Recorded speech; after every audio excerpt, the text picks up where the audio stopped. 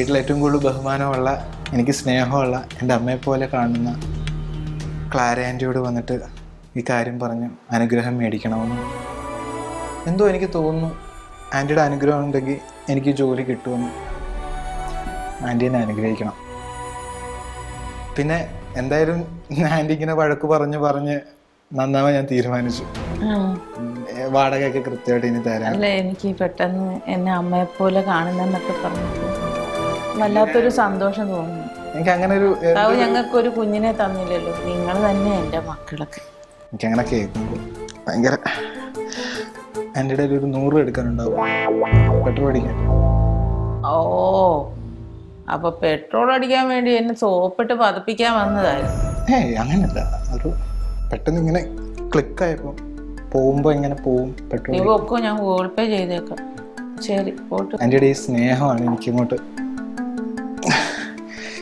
അയ്യോ, ഞാൻ വന്ന കാര്യം മറന്നുപോയി. ആൻറ്റി എന്നെ അനുഗ്രഹിക്കണം.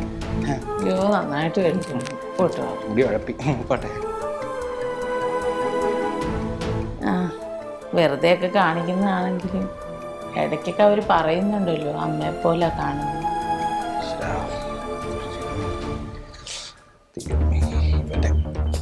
എടാ, നീ ഇങ്ങോട്ട് കയറി വന്ന എന്നേ പ്രാർത്ഥിച്ചു വാ. ഇല്ല ഇല്ല ഇല്ല എടാ, ഒരു ഇന്റർവ്യൂവിനൊക്കെ പോകുമ്പോൾ നല്ല കാര്യത്തിന് പോകുമ്പോഴത്തേക്ക് നല്ലത് വരണമെന്നുണ്ടെങ്കിൽ എടാ പ്രാർത്ഥിച്ച് ദൈവാനുഗ്രഹം മേടിച്ചിട്ട് പോടാ. നീ സമയമില്ല, 11 മണിക്ക് ഇന്റർവ്യൂ. എടാ എടാ 11 മണി എന്നുള്ളതല്ല, ഇന്റർവ്യൂ അറ്റൻഡ് ചെയ്യുന്നതിൻ്റെ അല്ല, അത് കിട്ടണമെന്നുണ്ടെങ്കിൽ ഒരു ദൈവാനുഗ്രഹം വേണം. ശരി, പ്രാർത്ഥിക്കും. ഈശ്വരാ, ഇവന്റെ ജോലി കിട്ടണേ. ഇവനല്ലാതെ വേറെ ആർക്ക് കിട്ടിയില്ലല്ലോ ഇവന് കിട്ടണേ. പിന്നെ ഫസ്റ്റ് സാലറി 1 ലക്ഷം രൂപയ്ക്ക് മേലെ കിട്ടുവാണെങ്കിൽ അത്രയും നല്ലത്. ഇവന്റെ സൗന്ദര്യത്തിനൊന്നും ഒരു കുഴപ്പം വരുത്തരുത് ഈശ്വര. മതി മതി മതി, സമയമില്ല, പോണം. ഉണ്ടത്. പിന്നെ ഫസ്റ്റ് സാലറി കിട്ടുമ്പോഴത്തേക്ക് ഞങ്ങൾക്ക് ഗോവയിലൊന്ന് പോകാനുള്ളൊരു അവസരം നേടിത്തരണേ. പോട്ടെ, സമയമില്ല. ഇന്റർവ്യൂ മിണ്ടരുത്. അടുത്ത കളത്തിൽ പിടിക്കേണ്ട. സ്തോത്രം, ഹല്ലേലൂയ.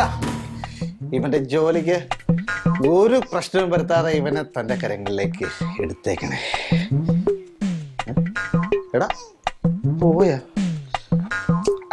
ഒന്ന് കിട്ടിയില്ലെങ്കിൽ പോയാ. ദൈവമേ, ഇവന്റെ ജോലി ഒരിക്കലും കിട്ടരുത്. കിട്ടിക്കഴിഞ്ഞാൽ എന്റെ കാര്യം അതൊക്കെ എന്തിയാവും. കർത്താവേ കാത്തണേ.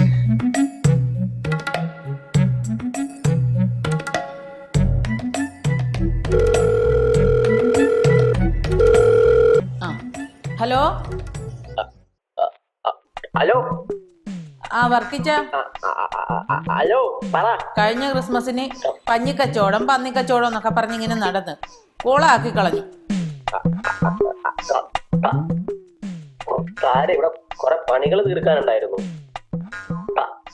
എന്ത് പണിയുണ്ടെന്ന് പറഞ്ഞാലും വർക്കിച്ചിന് ഇവിടെ വന്നിരിക്കണം, ഇല്ലെങ്കിൽ എന്റെ കയ്യിൽ നല്ലത് മേടിക്കും. പിന്നെ ഭർത്താവിനെ തല്ലി എന്നെ നാട്ടുകാരെ കൊണ്ടൊരു പേരുണ്ടാക്കി വെക്കരുത്. കാര്യങ്ങൾ നീ പറഞ്ഞ പോലെ ഒന്നുമല്ല. ഞാൻ വിളിയൊന്നുമില്ല, വിളിക്കുന്നതിന്റെ നേരെ ഡബിള്. ആഹാ, എടാ ജീവ, കിരൺ എങ്ങനെ ജോലി കിട്ടിയ നമ്മുടെ രണ്ടിന്റെയും കാര്യം കട്ടപ്പോകാം. അതെനിക്കറിയാം. അതാണ് എൻ്റെ ഏറ്റവും വലിയ ധർമ്മസങ്കടം. പക്ഷെ അവൻ ആ ജോലിയൊന്നും കിട്ടാൻ പോണില്ല. എടാ അതല്ലടാ, അവൻ ആ ജോലിക്ക് ഇതിന് പോവാന്ന് പറഞ്ഞതും എന്റെ ശബ്ദം അങ്ങനെ പോയടാ. ഞാൻ ഭയങ്കര ഹാപ്പി ആയിട്ടിരിക്കായിരുന്നു അത്ര വരെ.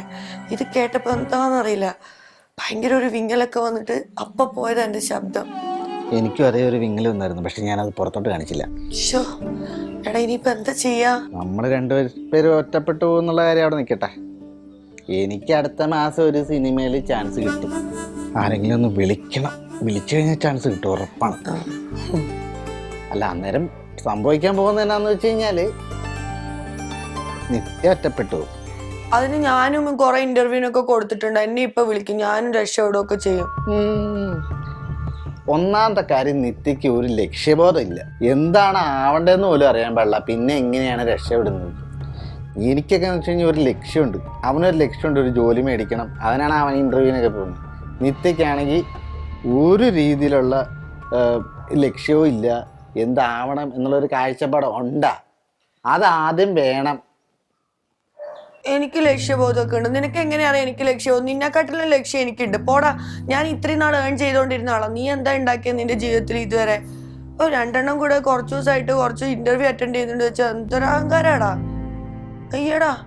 ഇല്ല, എനിക്ക് അങ്ങനെ അഹങ്കാരിക്കാനൊന്നും ഇല്ല. അത് പോട്ടെ, ഏൺ ചെയ്തെന്ന് പറഞ്ഞ് എന്ത് ഏൺ ചെയ്ത കാര്യം പറയുന്നത്? മുഖത്ത് കുറെ മേക്കപ്പ് വാരി ഇടുന്നതാണാ ഏൺ ചെയ്തത്? എടാ ആ, നീ എവിടേക്ക് കയറി പോണേ? നമ്മൾ എവിടെയാണ് നമ്മുടെ ഡിസ്കഷൻ സ്റ്റാർട്ട് ചെയ്തത് നിനക്ക് ഓർമ്മയുണ്ടോ? അവന് ജോലിയുടെ അല്ലേ? നീ അതിനെ കുറിച്ച് നെഗറ്റീവ് പറയും, എന്നാലേ അവന് ജോലി കിട്ടാണ്ടിരിക്കുള്ളൂ. നീ എന്റെ മേക്കിട്ട് കയറല്ലേ? അല്ല, അവന് ജോലി കിട്ടൂല. എങ്ങാനും ജോലി കിട്ടിയാലും എനിക്ക് അടുത്ത മാസം സിനിമയിൽ ചാൻസ് കിട്ടും. പക്ഷെ അന്നേരം നിത്യം ഒറ്റപ്പെട്ട് പോകും. അതിന് നിനക്കെന്തിനാ ഇത്ര സന്തോഷം? എടാ, നീ എന്റെ ഫ്രണ്ട് തന്നെയാണോടാ. നിനക്ക് ഇപ്പോഴും ചോറ് ഇവിടെയും കൂറ് അവിടെയാണല്ലേ? അതുകൊണ്ട് പറഞ്ഞല്ല, ഇപ്പൊ ഞങ്ങൾ രണ്ടുപേരും രക്ഷപ്പെട്ടിട്ട് നിത്യം മാത്രമായിട്ട് രക്ഷപ്പെടാതെ ഒറ്റപ്പെട്ട് പോകണ്ടല്ലോ എന്ന് ഓർത്തിട്ടാണ് ഞാൻ ഇത്രയും പറഞ്ഞത്. നല്ലതിന് വേണ്ടി പറഞ്ഞു. നീ എന്തിനാ എന്റെ കാര്യത്തിൽ മാത്രം ഇങ്ങനെ നെഗറ്റീവായിട്ട് ചിന്തിക്കുന്നത്? നിനക്ക് അവന്റെ കാര്യത്തിൽ നെഗറ്റീവായിട്ട് ചിന്തിച്ചൂടെ? അവന്റെ കാര്യത്തിൽ ഞാൻ നെഗറ്റീവായിട്ട് തന്നെയാണ് ചിന്തിക്കുന്നത്. അവന് ജോലി കിട്ടാൻ പോകുന്നില്ലെന്ന് അതുകൊണ്ടല്ലേ ഞാൻ പറഞ്ഞത്. പക്ഷെ എനിക്കൊരു സംഭവം തോന്നുന്നതേ, അവൻ ആ ജോലി കിട്ടും എന്നാണ്. എടാ, 1 ലക്ഷം രൂപയാണ് സാലറിന്ന്. അതാണ്, അത് കേട്ടപ്പോഴത്തേക്ക് എന്റെ കിളി പോയി. എന്റെ ഈശോ, എന്തിനാടാ എന്നെ ഇങ്ങനെ ധർമ്മസങ്കടത്തിലാക്കുന്നേ? അവൻ ഇങ്ങനെ ഒന്നും ആവണ്ട എന്റെ മുന്നിൽ നിന്ന് അങ്ങോട്ടും ഇങ്ങോട്ടും നടക്കുന്ന കാണുമ്പോ എന്റെ മനസ്സിനുണ്ടാവുന്ന ഒരു സന്തോഷമുണ്ട്. അന്ന് എനിക്ക് അറിഞ്ഞൂടാ. അവനും കാരണം ജോലി കിട്ടിയ, എനിക്ക് ജോലി ഇല്ലാത്തതല്ല എന്റെ പ്രശ്നം. പിന്നെ അവനൊരു പെണ്ണിനെ കിട്ടില്ലേടാ. എടാ, അവനാ ജോലി കിട്ടിയില്ലെങ്കിലേ നമുക്ക് പള്ളിയിലൊന്ന് പോണോട്ടാ. കിട്ടിയില്ലെങ്കിൽ പോണം.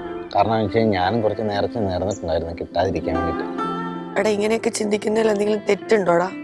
അങ്ങനെ തെറ്റ് പറയാൻ പറ്റത്തില്ല. കാരണം നമ്മൾ പൊതുവെ മലയാളികൾ ഇങ്ങനെയൊക്കെയാണല്ലോ. എടാ, ഇത് മലയാളികളുടെ പ്രശ്നമല്ലടാ. അതെ, വേറെ ആർക്കും വേണമെങ്കിലും ഈ ലോകത്ത് ജോലി കിട്ടിക്കോട്ടെ, നന്നായിക്കോട്ടെ. പക്ഷെ അവൻ നന്നാവുന്നത് എനിക്ക് സഹിക്കില്ലടാ. അതെ, കൂടെയുള്ള ഒരുത്തം നന്നായി കഴിഞ്ഞാൽ നമുക്ക് ഭയങ്കര ഒരു ബുദ്ധിമുട്ടാണ്. സത്യം. പക്ഷെ അവന് ജോലി കിട്ടിയിട്ട് ഉണ്ടാവും എന്ത്? എന്താ അല്ലേ? കിട്ടൂല അല്ലേ? വഴിയില്ല. ഏയ്, എനിക്ക് കിട്ടുമോ? കിട്ടും. കിട്ടില്ല എന്നാണ് എൻ്റെ ഒരു വിശ്വാസം. കാരണം ഞാൻ സകല